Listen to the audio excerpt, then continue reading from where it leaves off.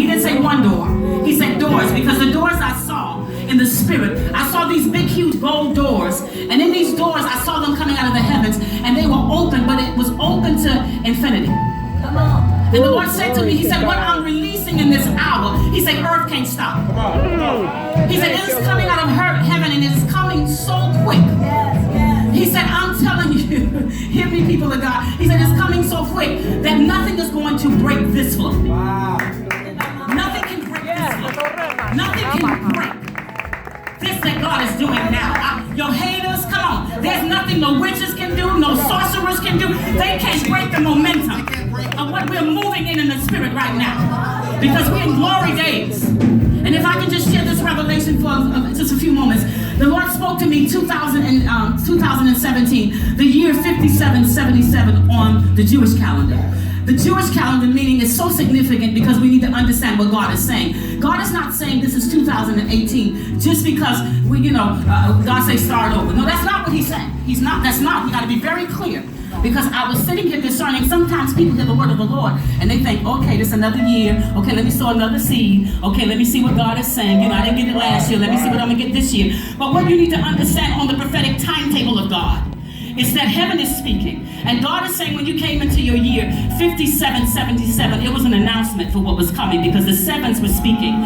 And we had 3 sevens that was lined up. And the Lord was saying to me, he said, tell them I've set them into a year of 5777. It was the year of the sword. And he said, I was severing and separating and cutting off entanglements. In other words, he said things that had held us captive, things that had caused themselves to be wrapped around you, entanglements, soul ties. He said, I'm severing them. And he was using a triple-edged sword. In other words, heaven had come into agreement because 3 is an indivisible number. And 3, when you start looking at the number 3, 3 says that God has the establishment of heaven isn't on this. And so heaven was speaking last year saying to us, you could not come into this new place until God severed a last season. Come on. And so he was severing off things in a prior year that could not come into where you're going. And so some of us have been frustrated and aggravated, Dr. Medina and Bishop, because we have been feeling in ourselves aggravated, frustrated. We've been trying to figure out. Some of us didn't know what we want to eat. We didn't want to go to church. We were aggravated. I'm sick of these songs. I'm sick of looking at you. We had all of those going on. But God was changing our appetites. Come on. God was making you get sick and tired of the small box you had put yourself in. Wow. And he was saying that if I don't make you mad with your limited life, you will never walk into the bigness that I called you to. My God. So he started making you get frustrated with your same little 5 friends. And these same little people you've been hanging out with. He said, why? Because I've been trying to make you move into mega. Why? Because this is the year that when we say his name, we're going to demonstrate his glory. Yes. They're singing. The whole earth is creation is at this place saying they have been waiting for the manifestations. The whole creation has been saying, when are the sons and daughters going to come forth? And God is saying, I've been waiting till I got you to a right season in your life that I can sever the things that I had to cut from you, that you will be mature enough to handle in the new place I was sending you, and you won't take those same folks, that same mentality into a new place. And so he was severing things because he had to wait till we was mature enough to handle what it was he was bringing us into now. Because some of us are so soul tightly bound to some of the last people and the last places and the things we've had in our life, we can't even comprehend what it is God is saying to us. And he's not talking about starting over.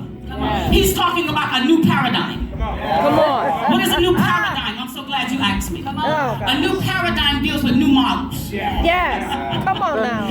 It deals with new structures. Come on. God is saying, I'm breaking molds. Yes. He's saying, what I'm putting in place now, that's why when you went into negotiating, he was saying, these are negotiatings that's coming by way of revelation. Come on. Why? Because he's hiding things in the spirit in this season that people can't get unless they have a worship life. Come on. And a life full of the word. He's saying, I'm looking for seekers.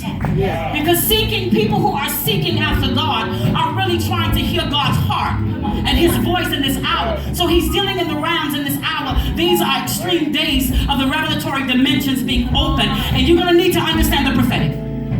Why the prophetic? Because the prophetic is not just prophesying. The prophetic houses the mind of God. The prophetic is the think tank of heaven. The prophetic is the spiritual and supernatural dimensions. And we who say we are the people of God need to understand God's mind in every season of our life. That's how we can stay planted like this tree by the rivers of living waters, bearing fruit in every season, because we don't break thought with God. Come on. That's Because good. whenever you break thought with God, it causes you to get cast out of his presence. My And we God. see that with Satan. When he broke his heart thought, what was it? Pride. And so God has brought us to this season in 2018. And I want to make sure I say this before we get off this show tonight, that God has been speaking to us about 8. And I want you to hear the revelation God gave me about 8. Because this has nothing to do with 2000 and, well, let me say this, 1978. And, we got another 2008. No. We're in a new era. Come on. We're in a new era. We're in a day and a time with what we shall see we've never seen before. Come on. God has cut off your enemy. What he's done in this season is that your enemy will never be able to track you nor trace you again. Now, I want you to hear the revelation in this. Hear the revelation in this. Because 8, God began to speak to me about the number 8 this year. Because when we go into the Jewish, he cut them off. When we go into the Jewish, understanding the Jewish calendar of what this year 5778 stands for, it is a word called chant. This word means, when you look it up, it means new life. Yeah. It means rejuvenation.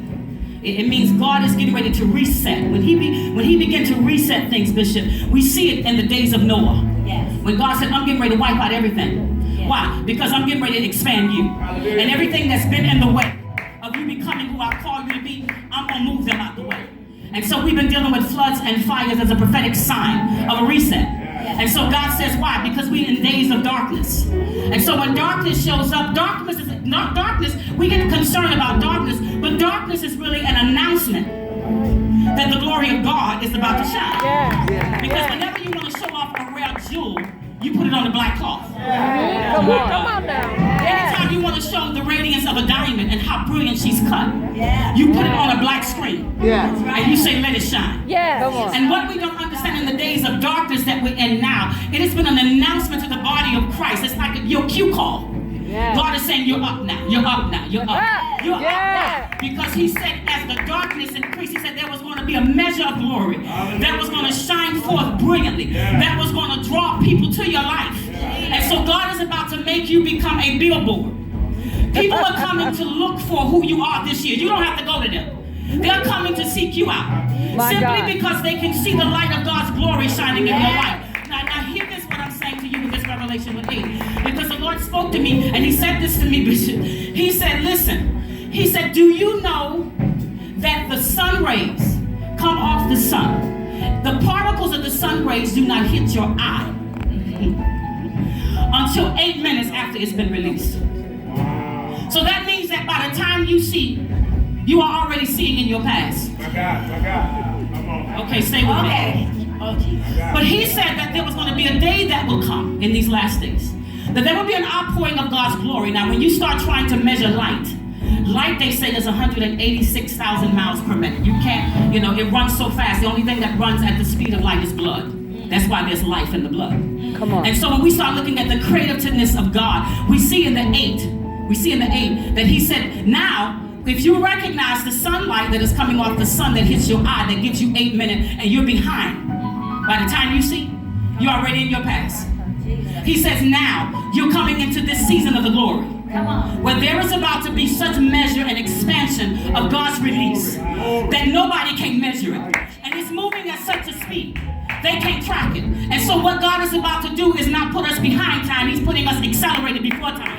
And so what we're getting ready to do, by the time your enemy find you, when he let the children of Israel out of Egypt, by the time your enemy discover you're gone, you're going to already have your office with your enemy. You're going to already, you're going to already be living in your mansion. By the time the enemy track you and find you, you're